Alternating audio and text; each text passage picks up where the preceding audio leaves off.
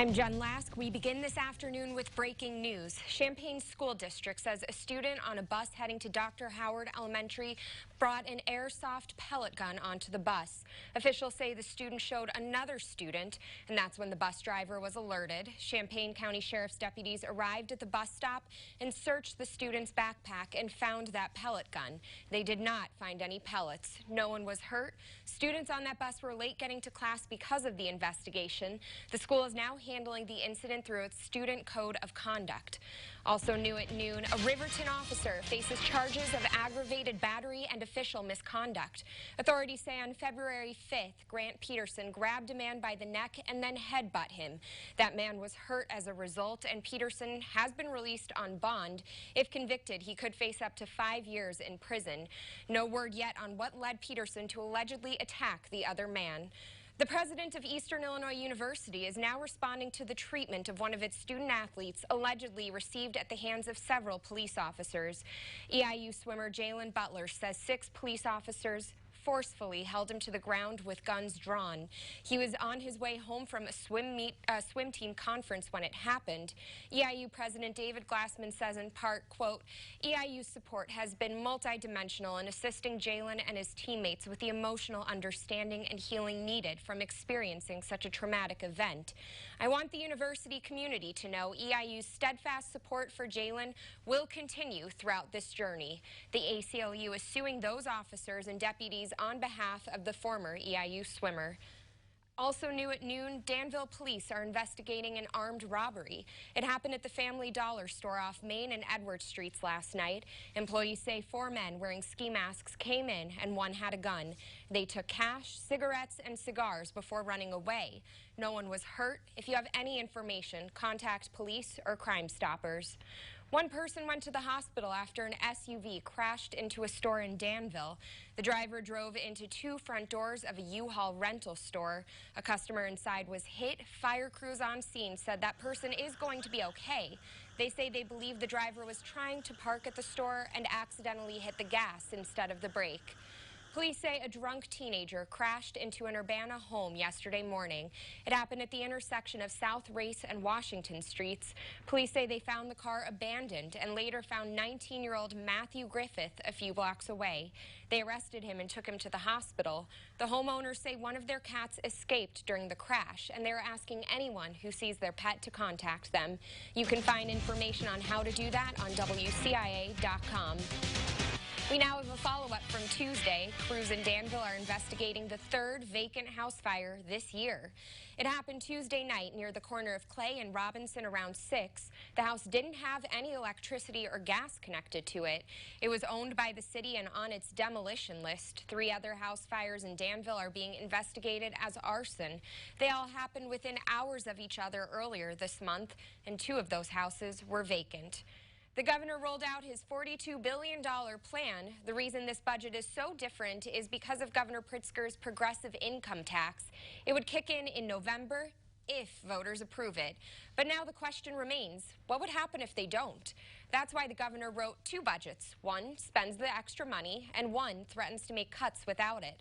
This raises the stakes on the governor's biggest campaign promise and threatens to blow up the $350 million annual increase in the school funding formula if he doesn't get his progressive tax.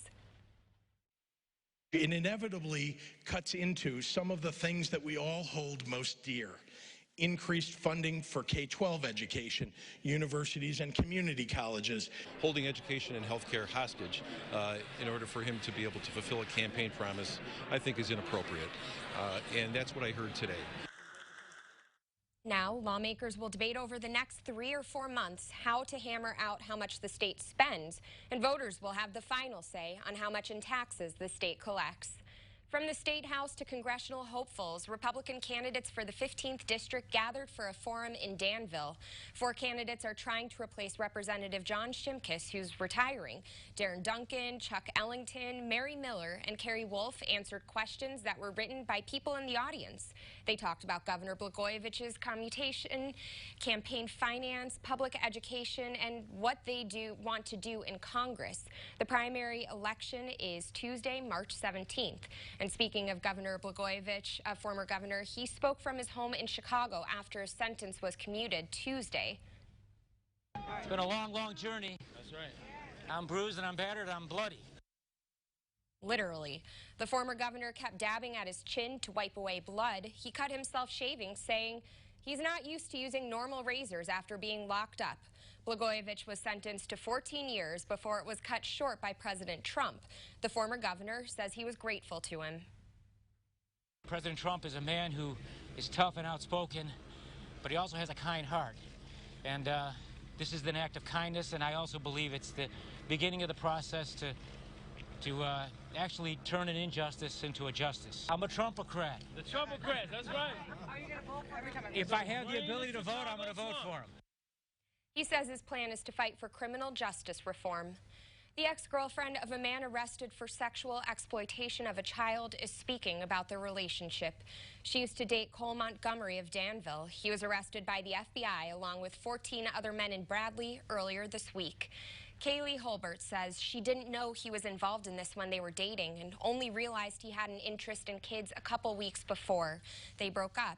She says he told her he was no longer doing that, and she was uncomfortable at the idea of him being around her children.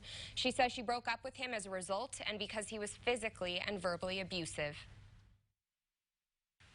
I'm glad that me and him are not together, but I'm kind of irritated with him because he went and lied to me. I told him, be honest with me from the beginning, and he said he was. And then this story comes up. If convicted, Montgomery could face up to 30 years behind bars.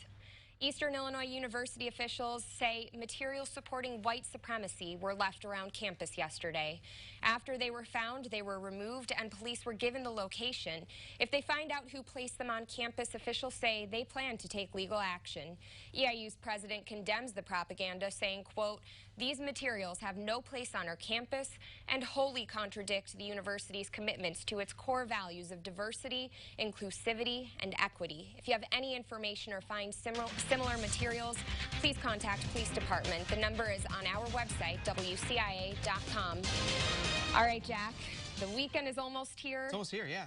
What can we expect? Well, warmer temperatures for sure. That'll be at least the nice part about it. And the sunshine will stay for the first half of it, too. So it looks really nice on our weather window. The thing is, though, it is chilly from Champaign on our Roofy Dog iNet. The thing is, though, we've got warmer temperatures on the way. So we've got more sunshine still. Temperatures are going on their way up. And then rain returns on Sunday. And that will continue into Monday. We'll talk all about that coming up after this.